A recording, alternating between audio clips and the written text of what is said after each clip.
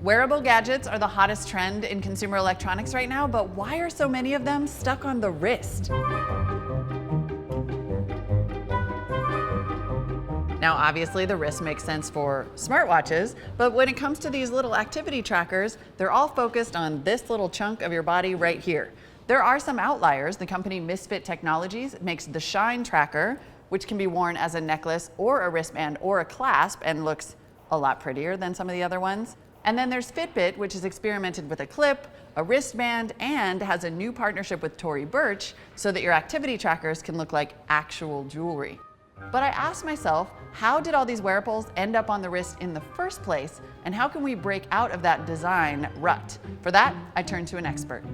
So I'm here with Robert Bruner, who's an industrial designer and the founding partner at Ammunition, which is a design studio here in San Francisco. So Robert, why are so many wearables, in my opinion, stuck on the wrist? It basically comes down to it's a safe place. People are very used to wearing things on their wrist. For the manufacturers making the stuff, it's safe for that exact reason too. They're not going out on a limb, right? You start trying to get people to wear something somewhere else they're not used to, you start to create barriers. Wearing things sort of signals either the tribe you belong to or the tribe you want to belong to, right, or aspire to. So for example, like the fuel band. Wearing a fuel band, whether you're an athlete or not, says, well, I am, right? I'm an athlete, I'm interested in my sports performance, so therefore I'm wearing it. And so that's a very strong psychological aspect to that product. And is that another positive about the wrist then, that it is visible and that you can sort of make that statement like, I am wearing a smartwatch, and because this could not be any other watch?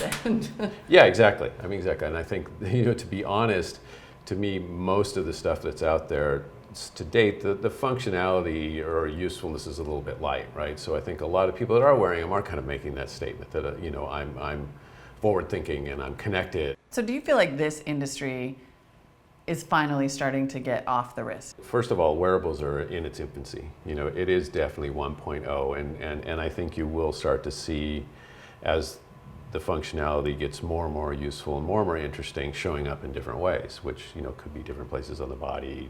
These are topics that nobody's dealt with before, right? It is sort of the idea of the psychology of wearing things and fashion.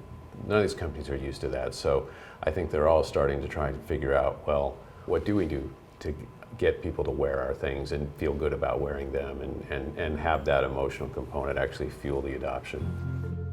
I have high hopes for wearable design. I do not think it's going to be all wristbands all the time. For one thing, the tech that powers a lot of these gadgets is getting smaller and cheaper every day. Pretty soon, I imagine we'll have all kinds of tracking devices on us, ranging from our earrings to our earbuds to even our clothing.